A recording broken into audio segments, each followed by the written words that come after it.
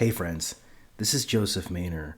So what I want to do in this video is I want to do an analogous video that I did to spirituality, where I did a video on deconstructing spirituality. I want to do a similar video on deconstructing philosophy. And basically, I majored in philosophy in college. I've always been captivated by philosophy, and I feel like philosophy, the deep study of philosophy, has definitely had an impact on the person that I am today and what I talk about and how I think, how I feel. There's no question about it. I mean, I'm still reading philosophy regularly. This is some Jung that I'm reading. I'm just showing you guys this to show you that I'm still heavily invested in philosophy.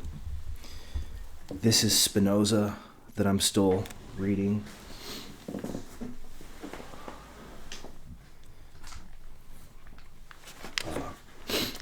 Ramana Maharshi that I'm still reading. This doesn't include all the stuff that I've read by these authors. And finally, Shankara that I'm reading. I don't have the Zen stuff with me right now, but needless to say, I'm not somebody who doesn't value philosophy, because I've met people who don't value philosophy, actually. And the interesting thing about these people is that they do philosophy, but they don't study philosophy. And I always felt that these people were rather unfortunate, but fortunate too, right? Because there's pros and cons to everything. So these tend to be like your emotional idealists that think that thoughts somehow are a residual effect of having screwed up emotions. So all you need to do is kind of like get your emotions in order, get your love in order, and then your need to relate with philosophy will fall away. But the thing that the counter argument that I have towards these kinds of sentimentalists is, why not think of philosophy as like the ultimate comedy, right? You ever thought about it that way? Philosophy, on the one hand, is this very like serious, it's almost like just as boring as reading a mathematics textbook. Although for somebody like me, reading a mathematics textbook was never boring. It was actually quite fascinating. So it depends on what your tastes are. But what I'm saying is that you can take reading philosophy as like reading a physics textbook, right? You want to kill yourself. Versus the ultimate comedy. Right? You can do a paradigm shift in how you interpret philosophy, because ultimately philosophy came about in the era of the text. And this is what Derrida recognizes and criticizes. But ultimately, Derrida still found writing to be more fundamental than speech, which is really the only duality that he didn't really deconstruct, because he had an investment in his theory of grammatology, which is his theory of arche writing, or an idealized writing that sits up over all forms of communication, just like Kant's theory of understanding sits up over all sense experience and all reason. So Derrida, in a way, was very Kantian, right? In the sense that he had his metaphysic, but unlike Kant, Derrida didn't really out his own picture directly. He's not going to give you like a critique of pure reason. He's going to give you something like of grammatology. And if you've ever read Of Grammatology past the first preface or past the first chapter, you'll know that he doesn't just come right out and tell you what grammatology is. He's like the later Wittgenstein. He lets the examples carry the weight. And you have to kind of infer through induction what his theory of arche writing is. And I'll do my second video on philosophy, part 2, the correspondence theory of truth declined, and we'll cover Derrida, because I have some notes on Derrida actually that I've been taking for years, and I just need to prepare for that video by studying those notes, because Derrida actually has a really interesting theory of spirituality and an interesting theory of ethics. Although he doesn't come out and tell you what they are. You have to kind of piece them together in his God knows how many books. But people have done that. I mean, you can obviously speak with ChatGPT. You know, there's other things. There's compendiums that you can buy on Derrida. I actually have a few of those. I have the Cambridge Companion. I have like a couple other things on Derrida. But what I want to do in this video, this is all by way of introduction, is I want to deconstruct philosophy, just like I did for spirituality. So for spirituality, the dichotomy was between truth and magic, and examining the wobble between truth and magic. What I want to do in this video is I want to examine the wobble between lingo and truth. Lingo and truth, or language and truth. This, I think, I was also torn between, thinking in terms of the real versus the ideal for philosophy. So maybe we'll do both of those. Let's just see how I feel as I progress through this. So just give me 1 second. We'll come right back. Okay, let me ask you a question. How do we know what's real? How do we know what's true? How do we know what's good? How do we know what's God? How do we know what's man? How do we know what this is? How do we know what the outside? How do we know what the outside is? How do we know what the inside is? How do we know that there's a distinction between the inside and the outside? Now let me ask you a question. Could you think about those if they weren't put into language? And let's say that they are put into language. How does that compare with, let's just say, being in the world? Like you're just going about your day, you're meeting with your friends, you're going out, you're eating, you're talking. Are you really thinking about these questions? So these questions aren't always around. Philosophical questions are not always around. First of all, notice that. Almost rarely, actually. For somebody who's interested in philosophy, they're thinking about philosophy more so than other people. But even yourself, I mean, when you're, doing about 98% of your day, are you really thinking about these kinds of issues? So I think in the first instance, we can realize that philosophy is really just an interest among other interests in life. Some people have more of an interest in philosophy than other people do, and some people are more strict with regard to how they want to have principles that involve philosophical issues than other people are. Other people are more flexible, but I would argue that loosely speaking, everybody has a philosophy of some form, right? Everybody has some kind of idea as to what the good is, what the true is, what the real is, what God is or the divine is, who or what they are, who or what the other is, right? A lot of people have like a common sense view where they're actually not puzzled very deeply about philosophy at all. It's quite obvious. You don't even need to tell them that they're animals, right? I mean, that's a little too deep. Like even science is like, don't need to know science. You might call this like the common sense view. The common sense view. Don't need no knowing that is not relevant to my day-to-day life. I'm perfectly happy with my day-to-day life. Take your philosophy and shove it up your ass, basically, right? Although they still have a philosophy.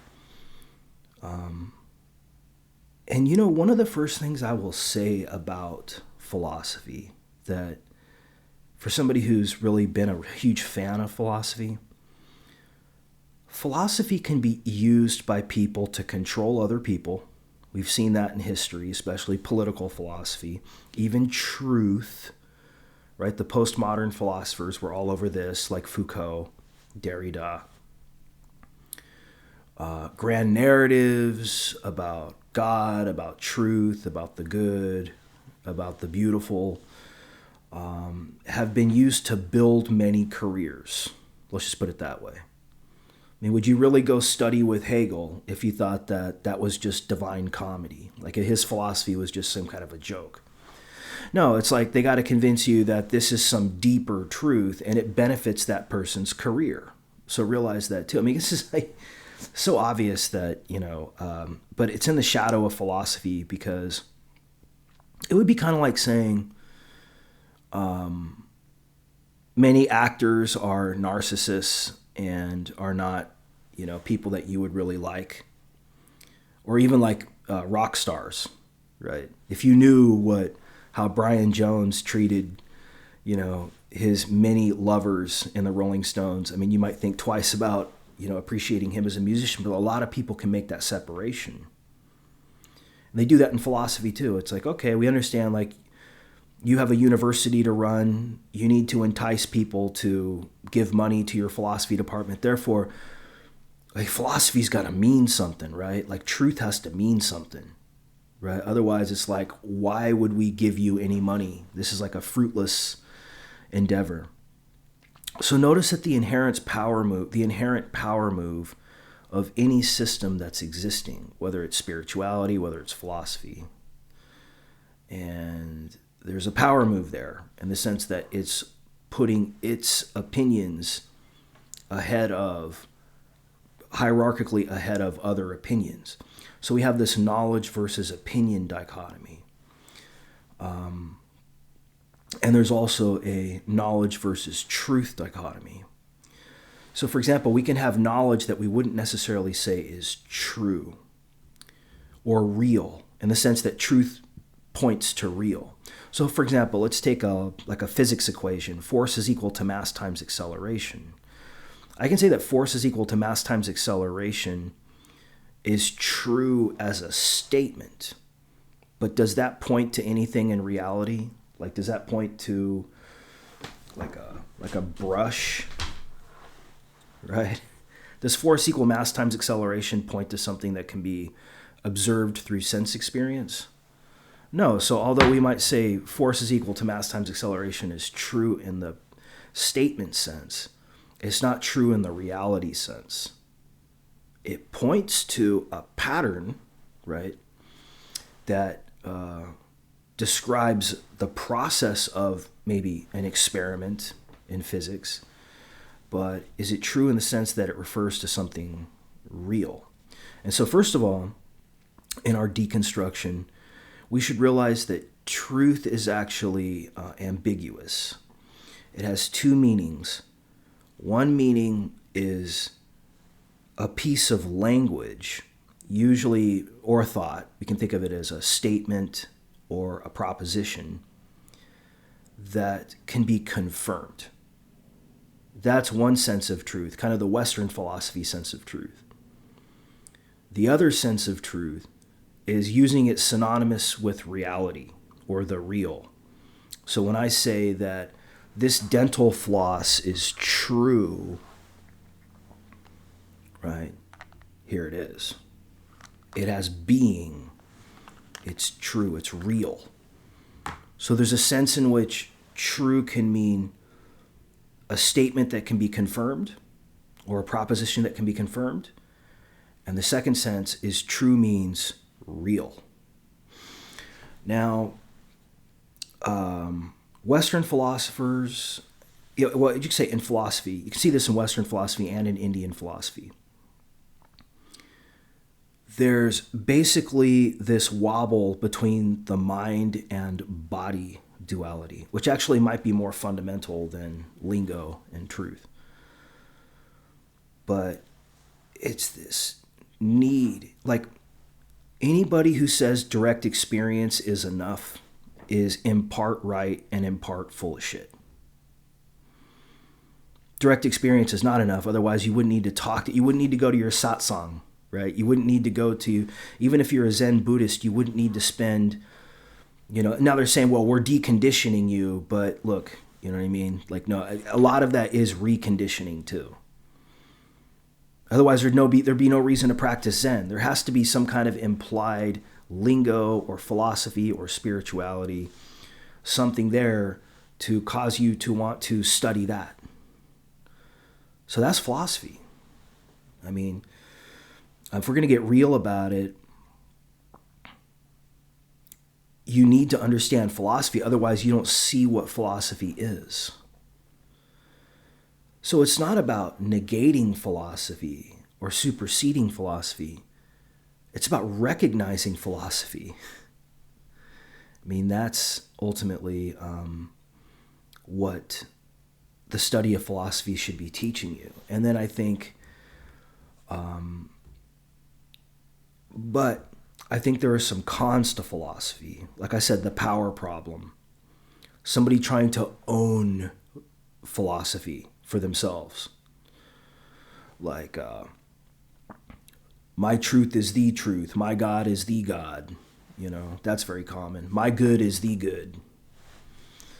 And they're just elevating themselves to create a tribe, to create demand for whatever they're trying to sell people. And that's like a marketing aspect or a power aspect of philosophy. So philosophy, just like any other thing that you could market, right? Any other good. Well, the good is I'm going to tell you what the true is. I'm going to tell you what God is. I'm going to tell you what the good is. I'm going to tell you what the beautiful is. I'm going to tell you what, all this stuff is. I'm going to tell you, and you're going to pay me. Or somebody's going to pay me, right? Otherwise, there'd be no reason to pay attention to me because I would have nothing to offer you. So this thought of philosophy is offering something to somebody else. Think about that one if we're deconstructing philosophy. Philosophy as an achievement of results. Like we could teach philosophy as a way to communicate results.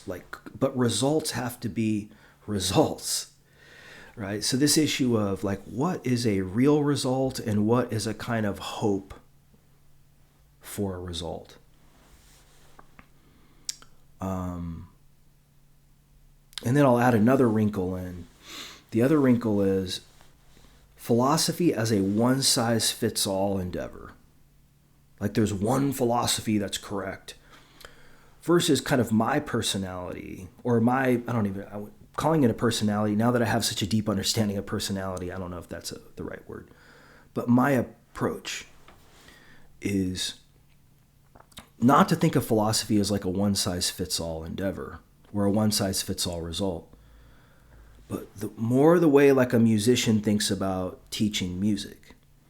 Like my job as a sharer when I'm sharing philosophy is to share the philosophy itself and then to share how I interpret it and then to tell other people the point of philosophy is you're reacting to it. Because we know every philosopher is probably not right. I mean, go back and read Thomas Hobbes, go back and read like John Locke or David Hume or somebody like that. And you can go, okay, philosophy is more like art than it is like something that is always going to be the same. Although mathematics seems to work that way, where 2 + 2 = 4 seems to always be the same. Although they've found some areas of mathematics that don't function this way. But if you think of mathematics as a language, more so than a proposition pointing to reality, then mathematics isn't about truth. It's a language, just like network theory. So there's a difference between a language, like even Derrida's arche writing is an idealized account of kind of the meta language that we're engaged in. There's a difference between that. There's a difference between language and using language to describe or point to some aspect that can be confirmed or to point to something that could be real. Like, so for example, this is a dental floss. Well, the language, this is a dental floss, was communicated. This was shown. And as Spinoza would say, there's a link between the thought or the language and extension in that case. So we have truth as a relation. But when I'm saying 2 plus 2 equals 4, I'm not saying anything other than 2 plus 2 equals 4, like a linguistic statement. It's just it's true as language.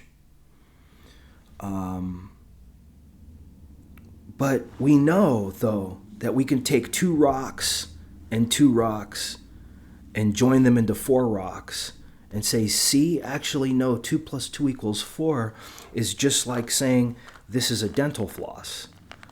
But it's not, because 2 plus 2 equals 4 is much more abstract than pointing to just those groupings of rocks. So the language of mathematics may be inspired by the physical world. It ultimately becomes way more ideal.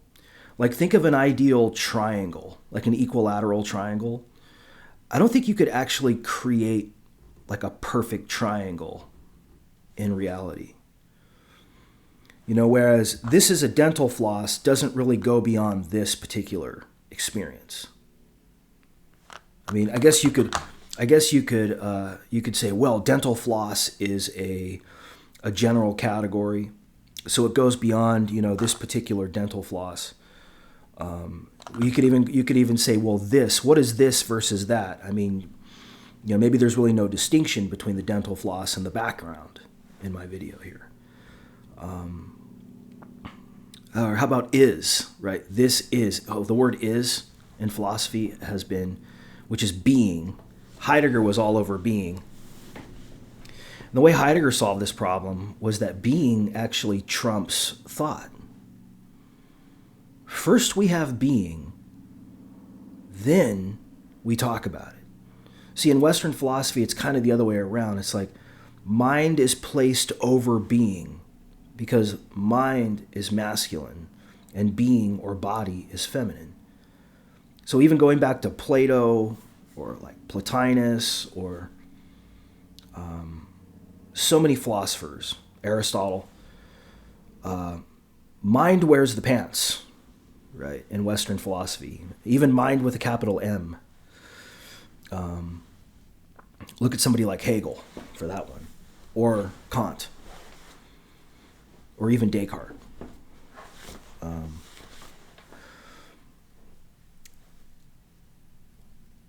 Thinking happens, therefore I exist. I mean, if that's not putting the mind ahead of the body, I don't know what is, right? I think, therefore I am.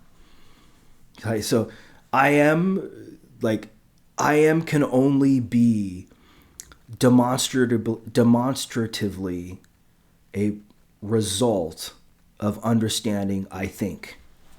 Without I think, we can't have I am with certainty, right? So when we're deconstructing philosophy, we need to realize that, at least in Western philosophy, and even in, I would say, Indian philosophy too, mind has definitely been taken over body. In Indian philosophy, often it's consciousness, which is the feminine side of mind. The masculine side of mind is intellect. But there's a lot of intellect in Indian philosophy too. There's a lot of abstraction in Indian philosophy. Chinese philosophy is much more focused on ethics. But there's a lot of masculine there. There's a lot of like the one right ethics that comes down from history, right? Think of Confucius here. I mean, a lot of Confucius is just made up. But it works if people cling to it as truth, the true good. Then it's solid as a rock by virtue of culture. So how much of philosophy is solid as a rock by virtue of culture than by virtue of actually being true?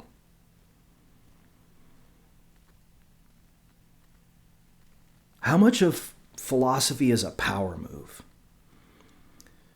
Right, think about that. Okay, friends, I'm going to come back and we'll do the final 5 minutes. Just give me 1 second.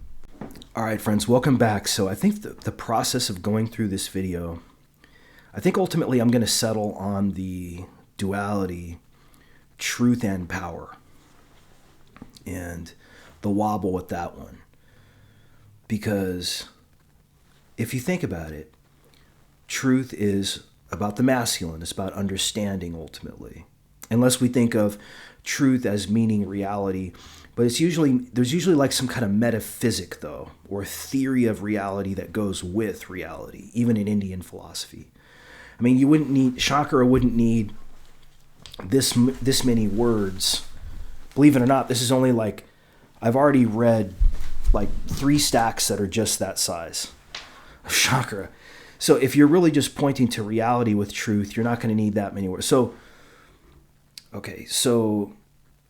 truth really is an aspect of mind, and power is an aspect of body. And usually we place truth over power.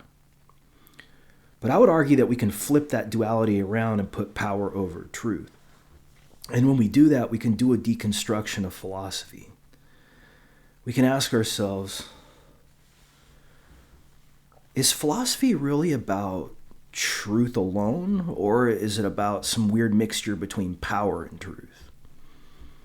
Like, I was reading some article on Reddit about, lately I've been kind of interested in the relationship between Elon Musk and Grimes, just because I'm actually familiar with both people, and it's interesting that they had a relationship, and how Grimes like changed during her relationship with Elon Musk. You know, she changed a lot of her kind of philosophies that she had.